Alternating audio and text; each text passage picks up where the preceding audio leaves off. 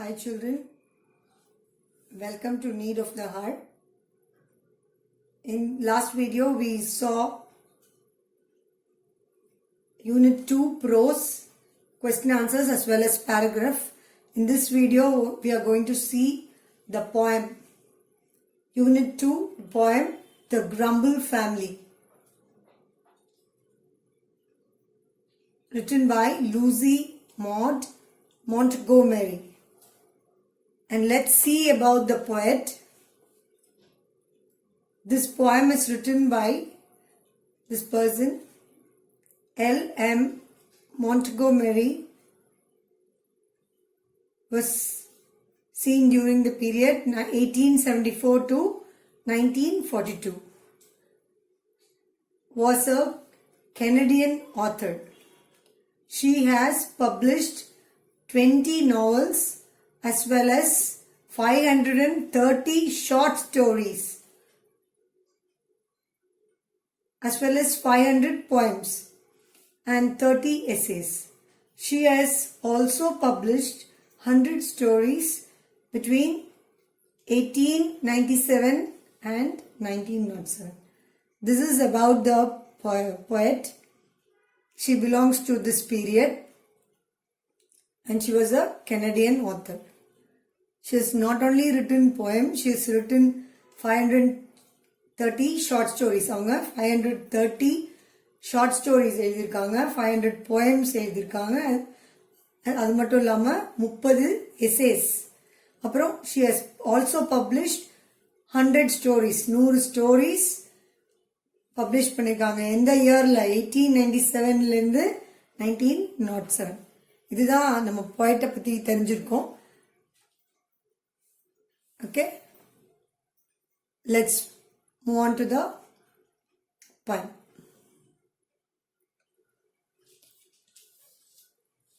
Just introduction, we'll see about the poem. What is this poem about? What is this about? We know the title is Grumble Family, isn't it? Grumble naale enadhu polamburudhu. Family na kudumbam. Okay. என்ன இதுன்னு சுருக்கம் பார்த்துடலாம். The title itself portrays the nature of the family members described in the poem. The title என்ன குறிக்குதுன்னா, இந்த ஃபேமிலியில் இருக்கிற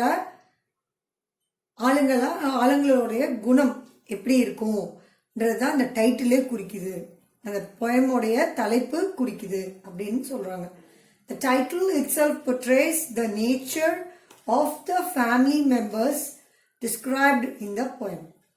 The street where they live is the apt place. And the street பேர் என்னது? Complaining street. So அந்த street வந்து aptனா கரெக்டான place. அந்த grumble புலம்புற ஃபேமிலிக்கு கரெக்டான place எது? Complaining street. Apt place for them. The family members are discontent and they find fault with everything. என்னன்னா, அந்த ஃபேமிலி மெம்பர்ஸ் வந்து டிஸ்கண்டென்ட், எதுலையுமே அவங்க திருப்தியே அடைய மாட்டாங்க, எல்லாத்துலேயும் அவங்க குத்தம் கண்டுபிடிப்பாங்க. Find fault with everything they come across. எது கொடுத்தாலும், நீ என்னதான் கொடுத்தாலும் அவங்கள நீ சந்தோஷப்படுத்தவே முடியாது, அவங்களுக்கு ஏதாவது ஒரு குறை இருந்துகிட்டே இருக்கும் அப்படின்னு தான் அவரு போயம் நமக்கு சொல்லுது.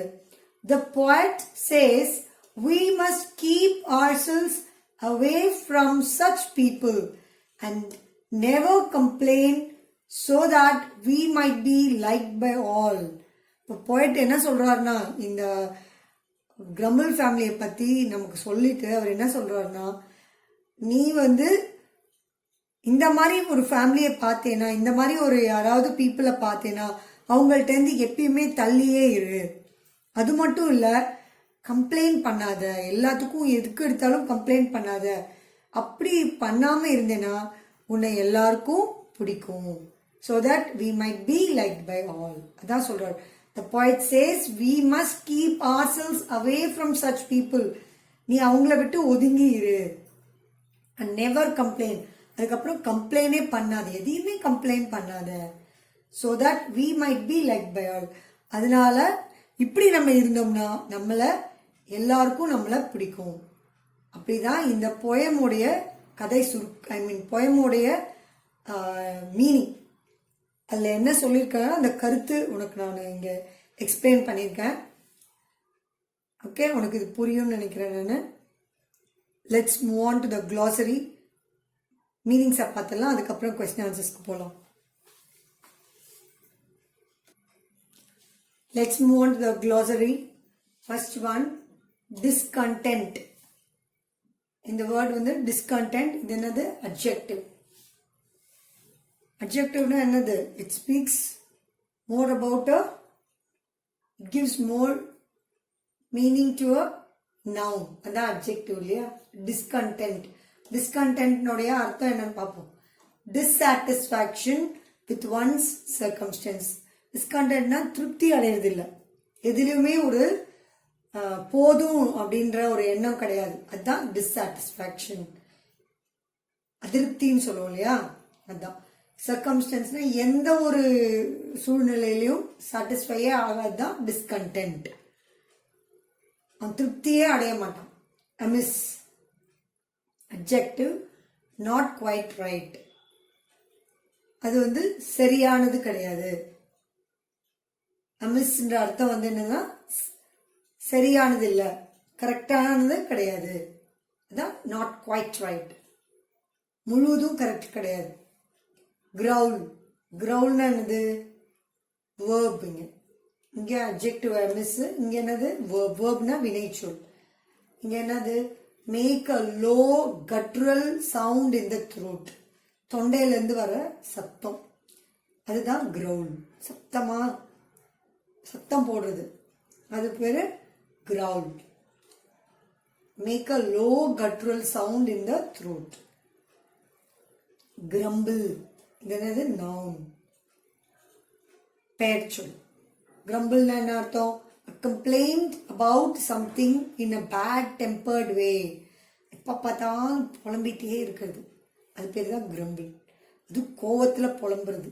பேட் டெம்பர்ட்னா ரொம்ப கோவம், ரொம்ப கோவத்துல புலம்புறது பேர் தான் grumble. Gloomy adjective, to appear depressing. க்ளூமினா ரொம்ப சோகமா இருக்கிறது, வருத்தமா இருக்கிறது. என்ன இன்னைக்கு ரொம்ப க்ளூமியா இருக்கீங்க அப்படின்னு நம்ம சொல்றோம்ல, அது வந்து வருத்தம். டிப்ரெசிங், ரொம்ப வருத்தமா இருக்கிறவங்க இருப்பாங்க இல்லையா, டிப்ரெஸ்டா இருப்பாங்க இல்லையா, அவங்க அந்த ப்ரெசன்ட்லேயே இருக்க மாட்டாங்க, எதையோ யோசிச்சுக்கிட்டே இருப்பாங்க, எதையோ பறி கொடுத்தவங்க மாதிரியே இருப்பாங்க. அதுதான் gloomy. Next one is curest. Curest adjective. Curest na strange. Strange என்னது? நமக்கு வந்து அறிமுகம் இல்லாதவங்கள நம்ம ஸ்ட்ரேஞ்சர்னு சொல்லுவோம் இல்லையா. ஸ்ட்ரேஞ்ச்னா ரொம்ப வித்தியாசமா இருக்கிறது. இங்க வந்து என்ன கொடுத்துருக்காங்கன்னா இங்க வித்தியாசமா. ஸ்ட்ரேஞ்சர்னா அது வேற, நமக்கு அறிமுகம் இல்லாதவங்க. ஸ்ட்ரேஞ்ச்னா வித்தியாசமா இருக்கிறது. டெரிபிள், அதுவும் அட்ஜெக்டிவ் தான். Extremely bad. டெரிபிள்னா ரொம்ப மோசமானது, அதுதான் எக்ஸ்ட்ரீம்லி பேட். வாண்டரிங், வாண்டரிங்னா வேர்ப், அது இங்கே எங்கேயும் நடந்துட்டு இருக்கிறது. வாக்கிங் ஆர் மூவிங் இன் அ லெஜர்லி வே. ஒன்றுமே நம்ம வந்து வேக வேகமாக போகிற மாதிரி இல்லாமல் ரொம்ப அப்படியே சாதாரணமாக ஹரிபரி இல்லாமல் என்ன சொல்கிறது, லெஜராக செய்கிறது பேர் தான் வாண்டரிங். அவசரமாக இல்லாமல் ரொம்ப பொறுமையாக இங்கேயும் எங்கேயும் நகர்றது பேர் wandering. Okay, now let's move on to the question answers. உனக்கு எதுக்கு இந்த வேர்ட்ஸோட மீனிங்ஸ்லாம் நான் எக்ஸ்பிளைன் பண்ணேன்னா, அப்போதான் அந்த போயம் படிக்கும்போது உனக்கு இந்த வார்த்தையெல்லாம் புரியும். புரிஞ்சுட்டு நீ வந்து அந்த கொஸ்டின் ஆன்சர்ஸ் படிக்கும்போது உனக்கு ஈஸியாக இருக்கும். அதுக்காக தான் உனக்கு நான் இதை எக்ஸ்பிளைன் பண்ணிட்டு இருக்கேன். Let's move on to the first poetry questions. Before that, let's read the poetry lines and then we have to go to the questions. Read the following lines from the poem and answer the questions given below. Okay? First, we'll read the poem. Poetry lines. They have given 2 lines here. There is a family nobody likes to meet. They live, it is said, on complaining street. So these are the lines. They have given the question here. Where does the family live? Answer. They live in complaining street. Where do they live? Where does the family live? It lives in the complaining street. So what is the next one? Why do you think the street is named as complaining street? ஏன் அதுக்கு அந்த பேர் வந்துச்சு? Answer. They grumble for anything and everything. Grumble என்னது? புலம்புறது. இங்க அவங்க எப்பயுமே complaint பண்ணிட்டே இருக்காங்க, அதனால கம்ப்ளைனிங் ஸ்ட்ரீட்ல இருக்காங்க. அவங்க எதுக்கு எடுத்தாலும் புலம்பிட்டே இருக்காங்க, அதனால அந்த ஸ்ட்ரீட்டுக்கு கம்ப்ளைனிங் ஸ்ட்ரீட்னு பேர் வந்துச்சு. எதுக்கு எடுத்தாலும் grumble for anything and everything. எதுக்கு எடுத்தாலுமே அவங்க புலம்பிட்டே தான் இருப்பாங்க. Let's move on to the second question.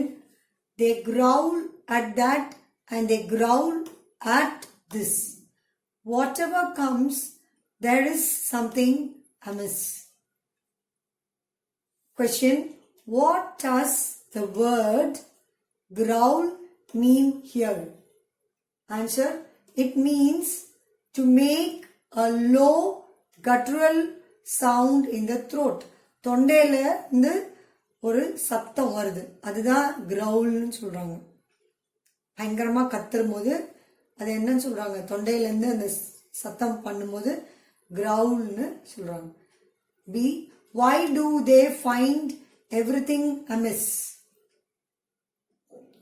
amiss என்ன அர்த்தம் பார்த்தோம்? not quite right ன்னு பார்த்தோம் இல்லையா?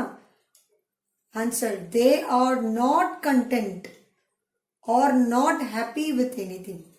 ஏன் அவங்க வந்து எல்லாமே அவங்களுக்கு சரியா இல்லை, எல்லாமே எதுக்கு தப்பா தெரியுதுன்னா அவங்க வந்து they are not happy.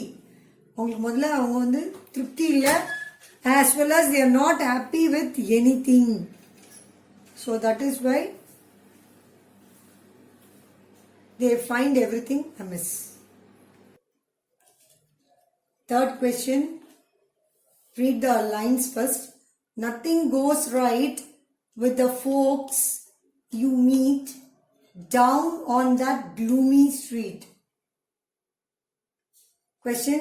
What is the opinion about the folks you meet down the street? Folks means people there. Answer. They complain for everything. What is the opinion you get in the complaining street? The people complain for everything. அவங்க எல்லாத்துக்குமே ஏதாவது ஒரு குறை சொல்லிட்டே இருப்பாங்க. Next one. What does the word gloomy mean here? Answer. Gloomy means dull. Gloomy na என்ன அப்படின்ற கேள்வி. Gloomy na dull. நல்ல லுக் இல்லை, ஒரு மாதிரி சொல்லுவோம்ல, என்னடா இன்னைக்கு ரொம்ப க்ளூமியா இருக்கு, இன்னைக்கு டல்லா இருக்கு, ஒரு கலையா இல்லை, கலை இழந்து இருக்கு, அதுதான் நம்ம க்ளூமி நீங்க சொல்றோம். Let's move on to the fourth question. The worst thing is that if anyone stays among them too long, he will learn their ways. This is a line given. Let's see the question. Question என்னன்னு பார்க்கலாம். What is the worst thing that can happen if anyone stays with them? என்ன அந்த ரொம்ப மோசமான விஷயம் நடந்துரும் அவங்க கூட யாராவது தங்கி இருந்தா? அவங்க என்ன யாரு? இந்த கிரம்பிள் ஃபேமிலி கூட. Answer. They would start complaining. என்ன ஆயிடுமா? யாராவது இந்த கிரம்பிளிங் ஃபேமிலி கூட யாராவது போய் தங்கி இருந்தா அவங்களும் கம்ப்ளைண்ட் பண்ண ஆரம்பிச்சிடுவாங்க. அதுதான் இதோடைய answer. Second question. What are the ways of the Grumble family? அவங்களுடைய என்னென்ன வழி, ஏன் அவங்க அப்படி இருக்காங்க, எதனால அவங்க அப்படி இருக்காங்க? Answer. They are not content, they crumble for everything. அவங்களுடைய லைஃப் எப்படின்னா அவங்க எதுக்குமே திருப்தியே அடைய மாட்டாங்க. அது மட்டும் இல்ல, அவங்க எல்லாத்துக்குமே புலம்பிட்டே இருப்பாங்க. They are not content. திருப்தி கிடையாது. they grumble புலம்புறது for everything எல்லாத்துக்கும். Let's move on to the next question. Let's move on to the fifth question. And so it were wisest to keep our feet from wandering into complaining street. Question. What is the wisest thing that the poet suggests? என்ன சொல்றாங்கன்னா, so it were wisest to keep our feet from wandering into complaining street. புத்திசாலித்தனம் என்னன்னா, நம்ம வந்து அந்த complaining ஸ்ட்ரீட்டுக்குள்ள போகாம இருக்கணும், wandering அங்க நடக்காம இருக்கணும் அப்படின்ற பாயிண்ட். அதான் இங்க கேள்வி கேட்டிருக்காங்க. What is the wisest? வைசஸ்ட்னா புத்திசாலித்தனம். என்ன ஒரு சஜஷன் கொடுத்திருக்காரு? புத்திசாலித்தனமான சஜஷன் எதுன்னு கேக்குறாங்க. Answer, to stay away from them or the street. இங்க பாயிண்ட் என்ன சொல்றாருன்னா, நம்மளும் அவங்கள மாதிரி புலம்பாம இருக்கணும்னா நம்ம கம்ப்ளைனிங் ஸ்ட்ரீட்டுக்குள்ள போகாம இருக்கணும், இல்ல அவங்க கிட்ட இருந்து விலகி இருக்கணும். அதுதான் இங்க answer. Stay away from them, விலகி இருக்கணும், அவங்கள விட்டு தூரம் இருக்கணும். ஆர் த ஸ்ட்ரீட், இல்லைன்னா அந்த ஸ்ட்ரீட்டுக்குள்ளேயே போகாம இருக்கணும். இந்த கம்ப்ளைண்ட் பண்ற ஆளுங்களை விட்டு தள்ளி இருக்கணும், இல்ல அந்த ஸ்ட்ரீட்டுக்குள்ள போகாம இருக்கணும். அதான் answer. To stay away from them or the street. Next question. What does the phrase to keep our feet from wandering refer to? இதே தான் இது வேற மாதிரி கேட்டிருக்காங்க. அதே கேள்விதான் இது வேற மாதிரி கேட்டிருக்காங்க. Phrase to keep our feet from wandering அப்படின்னா என்னது? இது என்ன குறிக்குது? The phrase means not to step into the street. அவ்வளவுதான். To keep our feet from wandering அப்படின்னா என்ன? ஃபீட்னா நம்மளுடைய கால்களை நம்ம அதுக்குள்ள போகாம தவிர்க்கணும், அதுதான் இதை குறிக்குது. அதுதான் இந்த phrase மீன் பண்ணுது. Phrase means not to step into the street. அந்த ஸ்ட்ரீட்டுக்குள்ள போகக்கூடாது. நம்மளும் அவங்கள மாதிரி புலம்ப ஆரம்பிச்சிரும். We will also start grumbling like them. So that is the reason the poet asking us not to step into the complaining street. Okay, let's move on to the next question. Let's move on to the sixth question. That is the last question in the poetry question answer. Let us learn to walk with a smile and a song, no matter if things do sometimes go wrong. So what the poet tries to tell you, he says that you should always walk with a smile. Even if things go wrong, you should be happy. He says that you accept that and just move on. That's what he tries to tell you. What does the poet expect everyone to learn? So the question is what he wants us to learn. The poet wants us to be content and happy always. அவர் என்ன சொல்றாரு? poet என்ன சொல்றாரு? நம்ம எப்பயுமே கண்டென்ட்டா இருக்கணும். கண்டென்ட்னா போதும் என்ற அப்படின்னு என்ன இருக்கணும். and happy always, சந்தோஷமா இருக்கணும் அப்படின்னு அந்த வரியில எக்ஸ்பிளைன் பண்ணிருக்காங்க. What should we do when things go wrong sometimes? Things தப்பா போச்சுன்னா, சில டைம்ல சில விஷயம் தப்பா போகும் இல்லையா, அப்ப என்ன நம்ம செய்யணும் அப்படின்னு கேட்கிறார். Answer, the poet asks us to accept things and move on if things went wrong. என்ன சொல்றாரு? தப்பா நடந்துச்சுன்னா அதை அந்த டைம் அப்படியே அக்செப்ட் பண்ண சொல்றாரு. அக்செப்ட் பண்ணிட்டு அதுக்கு வேண்டியது என்ன செய்யணுமோ நம்ம செய்யணும். நம்ம அதை விட்டுட்டு ப்ரூட் பண்ணிட்டே இருந்தோம்னா நம்மளால ஹாப்பியா இருக்க முடியாது. அதுதான் இங்க poet சொல்றாரு. The poet asks us to accept things and move on if things went wrong. தப்பா போச்சுன்னா நம்ம என்ன பண்ணோம்? அக்செப்ட் பண்ணணும். என்ன அந்த செயலை அக்செப்ட் பண்ணிட்டு நம்ம மூவ் ஆன் போகணும். அடுத்தது என்ன செய்யணுமோ அதை செய்யணும். அப்பதான் நம்ம வந்து சந்தோஷமா இருக்க முடியும். Okay, now next we'll move on to the poetic device. Okay, children, in this video itself I will do the poetic device as well as the paragraph so that you won't search. So it will come in one video itself. Let's move on to the literary device. First one is anaphora. What do you mean by anaphora? An anaphora is a technique where several phrases begin with the same word or words. Several phrases, நிறைய phrases வந்து ஒரே word வச்சு வரும் அப்படின்னு தான் சொல்றாங்க. Example, they growl at the rain and they growl at the sun.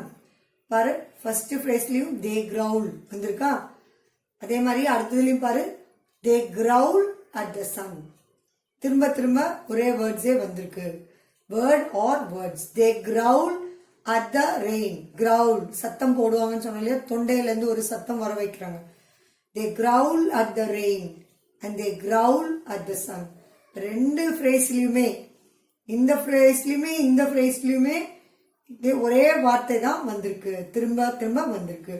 அதுதான் anaphora. where several phrases, நிறைய phrases வரும். அந்த phrasesலயும் ஒரே வார்த்தை தான் வரும். For example, they growl at the rain. இங்க வந்திருக்கா they growl. அதே மாதிரி பாரு, they growl at the sun. இங்க வந்திருக்கா they growl. Next one, epithet.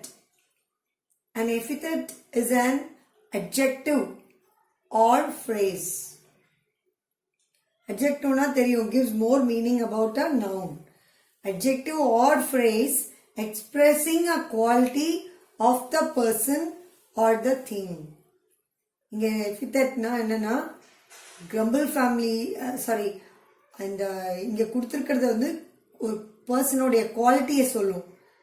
எப்படிப்பட்ட மனுஷன், எப்படிப்பட்ட ஆள் அவரு அப்படின்னு. இல்ல பர்சன் இல்லைனாலும் திங்க பத்தியும் அது எப்படிப்பட்ட குவாலிட்டி, எப்படி அது அதோட தன்மையை பத்தி சொல்லும். அதுதான் epithet. Example, Grumble family. இங்க எப்படிப்பட்ட குவாலிட்டி இவங்க? Grumble family. புலம்பிட்டே இருப்பாங்க. அப்புறம் வேற என்ன ஸ்ட்ரீட் பத்தி சொல்றாரு? Complaining street. ஸோ அந்த குவாலிட்டி எக்ஸ்பிரஸ் பண்ணுது இல்லையா? அதுதான் அது. ஃப்ரேஸ்ல வந்து குவாலிட்டி எக்ஸ்பிரஸ் பண்ணும். ஒரு வேர்டு மட்டும் இல்லாம ஃப்ரேஸ்ல வரும். ஃப்ரேஸ்னா it gives you a short meaning but not a complete meaning இல்லையா? அதுதான். ஸோ Grumble family ஃப்ரேஸ்ல வந்துட்டு உனக்கு என்ன பண்ணுது? It explains the quality of the person or the thing. அவங்களுடைய தன்மையை நமக்கு வெளிக்காட்டும். அந்த பர்சன் அல்லனா அந்த பொருளுடைய தரத்தை வெளிக்காட்டும். அதுதான் quality of the person or the thing mentioned. Children, now we'll continue with this alliteration. What do you mean by alliteration? Alliteration means a same letter, it's repeated again and again in different words. Okay, now let's see the example given here from the poem. And whether the station be high or humble. This is the line from the poem. So from this line you have to pick out the alliteration. இதுல இருந்து நீ alliteration கண்டுபிடிக்கணும். alliteration என்ன? ஒரே எழுத்து திரும்ப திரும்ப பல வார்த்தைகள்ல வரும். அதுதான் alliteration. இப்ப இங்க இந்த லைன்ல எங்க என்ன வார்த்தை திரும்ப திரும்ப வருதுன்னு பாரு. இங்க and a இருக்கு. அங்க முதல் எழுத்தா வேற ஏதாவது வார்த்தையில வருதா? இல்ல. W இருக்கு பாரு. இங்க முதல் எழுத்தா W வேற ஏதாவது ஒரு வார்த்தையில முதல் எழுத்தா வருதா? இல்ல. இங்க T வருது, இங்க S வருது, இங்க H வருது, இங்க H வருது. இல்ல. அப்ப நம்ம அடுத்தது என்ன பார்க்க போறோம்? T வருதா பாரு. T முதல் எழுத்தா இருக்கா? இல்ல. T இங்க முதல் எழுத்தா இருக்கு. இங்க S இருக்கு. இங்கேயும் இல்ல. இப்ப அடுத்தது S. வேற எங்கேயாவது இடத்துல S இருக்கா பாரு? இல்ல. அப்ப நெக்ஸ்ட் என்ன பார்க்கலாம் நம்ம?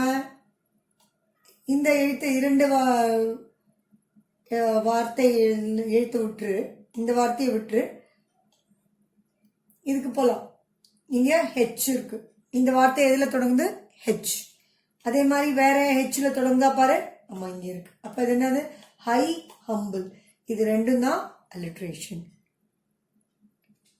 எந்த எழுத்து திரும்ப திரும்ப மற்ற வார்த்தையில வருதோ அதுதான் அலிட்ரேஷன்.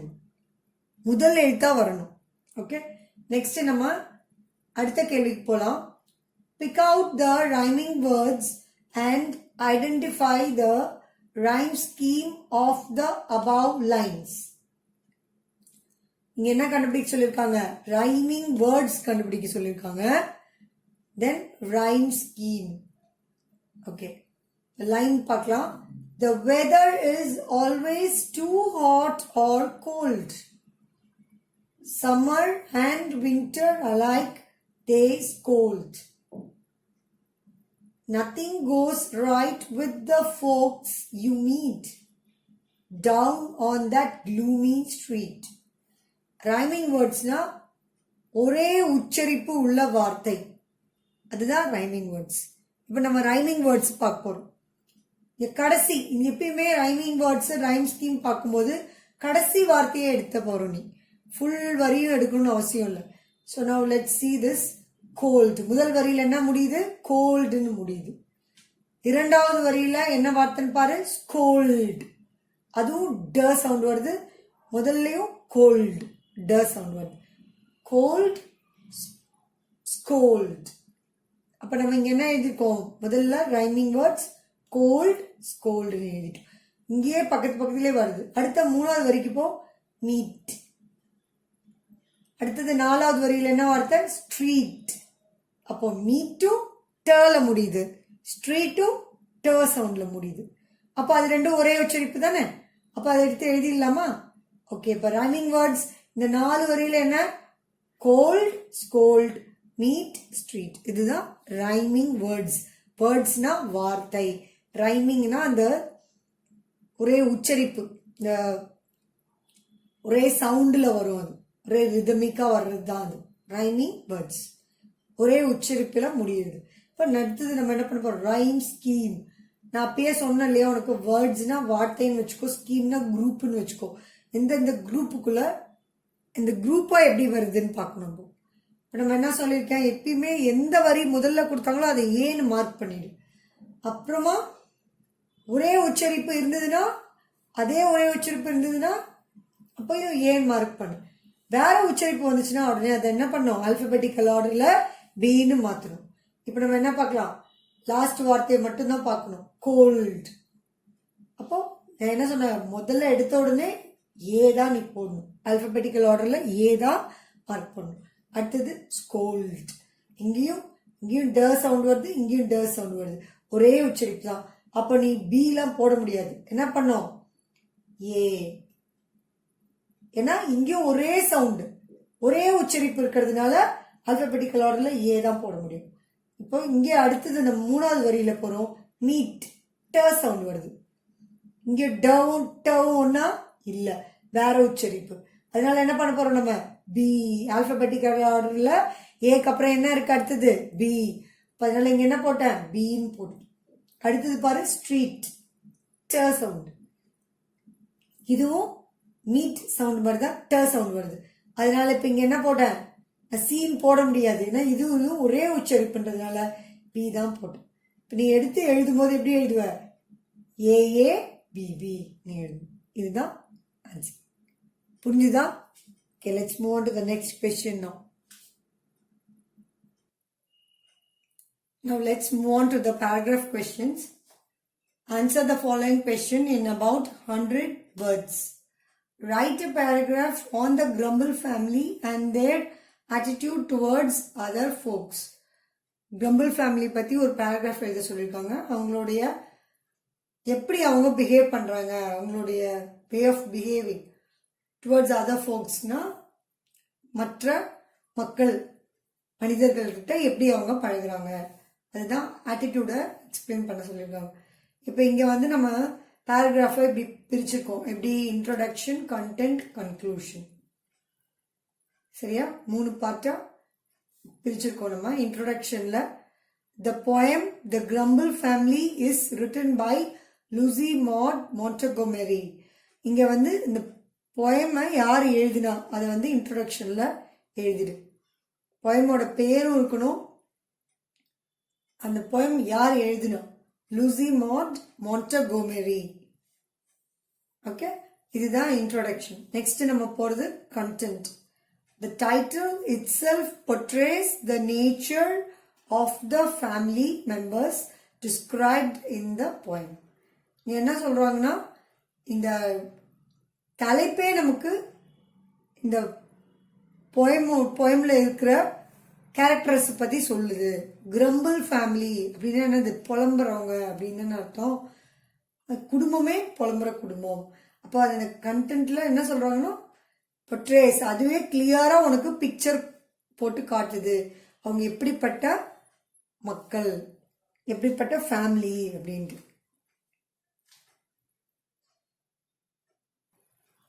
திரும்பி படிச்சு காட்டுறேன். The title itself portrays the nature of the family members described in the poem.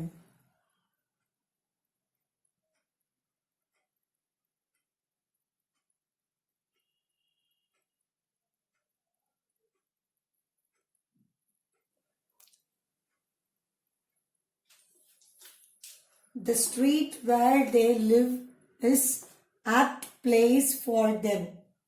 The family members are discontent and they find fault with everything. என்ன சொல்றாங்கன்னா, அவங்க எந்த ஸ்ட்ரீட்ல இருக்கிறாங்களோ அந்த ஸ்ட்ரீட் அவங்களுக்கு ரொம்ப ஆப்ட்னா சூட்டபிள் ஆனது. ஏன்னா அவங்க கிரம்பிள் ஃபேமிலி, அவங்க நேச்சரும் அப்படிதான், எப்ப பார்த்தாலும் கிரம்பிள் பண்ணிக்கிட்டே இருக்காங்க. அவங்க இருக்கிற ஸ்ட்ரீட் பேரும் crumble street, complaining street. So அதனால அவங்களுக்கு ரொம்ப சூட்டபிள் அப்படின்னு சொல்றாங்க. அது மட்டும் இல்லாம டிஸ்கண்டென்ட், அவங்க எப்பயுமே எல்லாத்துலயும் அவங்களுக்கு திருப்தி கிடையாது. டிஸ்கண்டென்ட்னா திருப்தி கிடையாது, அவங்க எல்லாத்துலயுமே ஏதாவது ஒரு குறை கண்டுபிடிச்சிட்டே இருப்பாங்க, எல்லா விஷயத்துலயும் குறை கண்டுபிடிச்சிட்டே இருப்பாங்க. அதனால என்னது சொல்றாரு, the poet says we must keep ourselves away from such people and never complain so that we might be liked by all. அப்ப என்ன சொல்றாரு, நம்ம அந்த மாதிரி மக்களை பார்த்தோம்னா அவங்க கிட்ட இருந்து தள்ளி இருக்கணும். அப்புறம் நம்மளும் எப்ப பார்த்தாலும் எதையும் கம்ப்ளைண்ட் பண்ணக்கூடாது. ஏதாவது ஒரு பிரச்சனை வந்ததுன்னா நம்ம அந்த இடத்த விட்டு ஜஸ்ட் ஒரு ஸ்மைல் கொடுத்துட்டு, உனக்கு பிடிக்குதோ பிடிக்கலையோ ஒரு சிம்பிளா அவனை பார்த்து ஸ்மைல் பண்ணிட்டு அந்த இடத்த விட்டு போயிடு. அதுவே நீ அவங்களுக்கு கொடுக்குற பதிலடியா இருக்கும். இல்ல நீயும் அவங்கள மாதிரி சேர்ந்துட்டு நீயும் கம்ப்ளைண்ட் பண்ணினா என்ன ஆயிடும், நீயும் உன்னையும் மற்றவங்களுக்கு பிடிக்காம போயிடும் அப்படின்னு போயிட் சொல்றாரு. கன்க்ளூஷன் பார்க்கலாம். The poet concludes by advising us to accept the situation and walk with a smile even if things go wrong. அங்க சொன்னதுதான் என்ன சொல்றாரு, நம்மள அட்வைஸ் பண்றாரு poet. நீங்க தயவு செஞ்சு அந்த இடத்த விட்டு போயிடுங்க. உங்க பேரை நீங்க காப்பாற்றணும்னு நினைச்சீங்கன்னா அங்க நின்றுட்டு அவங்க கிட்ட மல்லு கட்டாதீங்க, சண்டை போடாதீங்க. அதுக்கு பதிலாக சும்மா ஒரு சிரிப்பு சிரிச்சிட்டு, ஸ்மைல் சிரிச்சிட்டு ஜஸ்ட் அந்த இடத்த விட்டு போயிடுங்க. உங்க மேல தப்பே இல்லைனாலும், அவங்க உங்களை வேணும்ட்டே பை சொல்றனாங்களும் நீங்க அங்க இருந்து போயிடுங்க. அப்பதான் நீங்க வந்து அதுக்குள்ள மாட்டாம தப்பிக்க முடியும் அப்படின்னு போயிட்டு சொல்றாரு. இதோட நம்ம வந்து இங்க போயம் முடியுது. இனி நான் அடுத்தது உங்களுக்கு சப்ளிமெண்ட்ரி யூனிட் 2ல சப்ளிமெண்ட்ரியோட மீட் பண்றேன். With this we will wind up here. Okay, hope you study for your exam. Children, you start studying and prepare for your exam. Otherwise it will be very tough for you. That is the reason I am telling you, start today itself. Okay? Thank you, children. Children, this is a close-up shot. I thought that the previous one was not that clear. So this will be easy for you to take down. So that's the reason. Just note down, children. Hope you study for your exam. Prepare yourself. Every day, try to study all the subjects so that it will be easy for you. And if you can't understand anything, just call me or WhatsApp me. Okay? Thank you, children. Take care.